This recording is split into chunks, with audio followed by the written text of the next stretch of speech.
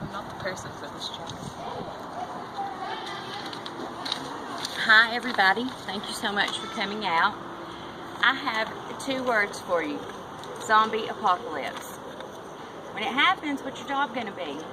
Everybody's going to have a skill. You're going to have security detail, much like we have. You're going to have those that cultivate the land. You're going to have those that purify the water. What are you going to be doing? Me? I'm going to be making soap. I've been making soap since I was a teenager, so I'm pretty good at it. Why is this important? You're going to have people out in the trenches fighting to keep us safe. They need to stay clean. Now, I'm going to show you how to make soap. I'm going to tell you how to make soap. I'm going to give you a simple 3-ingredient recipe.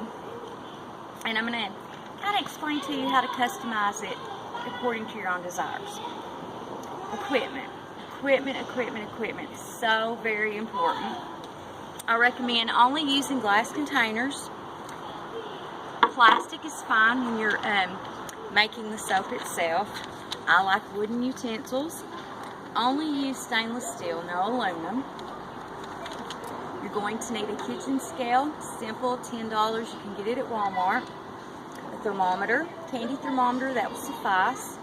And a container to mold your soap in. You can use anything you want. Pringles canisters, butter tubs. I use a silicone bread mold, and it helps the soap to pop out easier, so it's really worth the investment. Zombie apocalypse, shoebox, works great. Alright, our recipe is simple. 1½ cups coconut oil, 1/4 cup lye, and 3/4 cup water. Later on, after you've experimented, you can add more things according to your own desires. You can add color, fragrance, additives, coffee grounds for exfoliation, you name it, you can add it to soap. Let's break down this recipe. We have our oils. There are so many different types of oils available for use. We're using coconut oil. That's one that is used a lot. Olive oil, that's used a lot as well. Shea butter's great for softening the skin. Not really going to be important during the zombie apocalypse. Grapeseed oil, avocado oil, you name it, you can use it. Animal fat, also known as tallow, you can use that. Vegans don't really go for that. One oil that I do not recommend using is palm oil. It is not procured using sustainable methods. There have been episodes of deforestation, animal abuse, and indigenous rights abuse. You don't have to have it, don't use it. Pretty plain and simple. Alright, lye. Chemical name for lye is sodium hydroxide. When I learned to make soap, I learned using wood ash. Chemical name for wood ash, calcium carbonate. You take calcium carbonate and mix it with water, you get lye. The ash from a hardwood fire is boiled with rainwater for about 30 minutes. The ash sinks to the bottom and lye rises to the top. So during the zombie apocalypse, this will be important to know. Supplies will be in hard demand. Okay, the process of making soap, the lye and the oil combined, is the quantification. You don't have to worry about the lye remaining in your finished product because there's a big chemical reaction that takes place. I don't know what it is, it just works.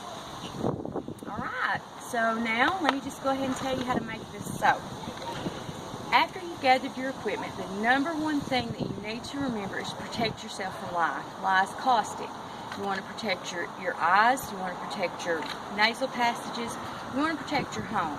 I work with lye outside. I only mix it in glass containers.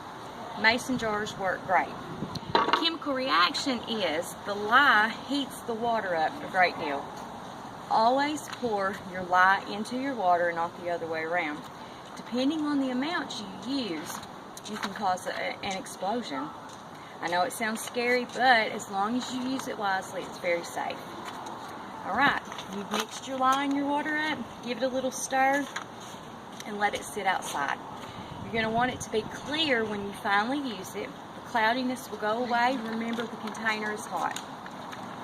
Okay, so now you're going to heat your oils up.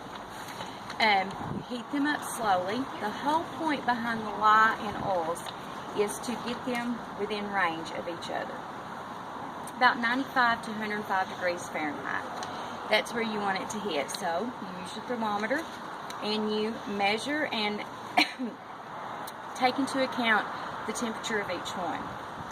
Once they've come within range of each other, then you're going to want to add your water and lye solution to your oils. Remove it from the heat, of course.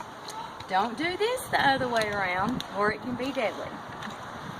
So just remember, water into oil. We usually don't do that, but in the process of soap making, you have to.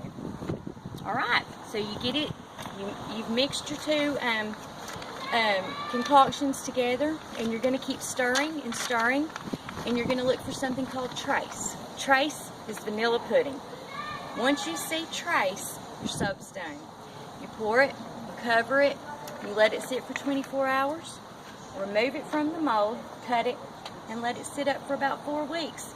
The process will continue, and then you'll have soap.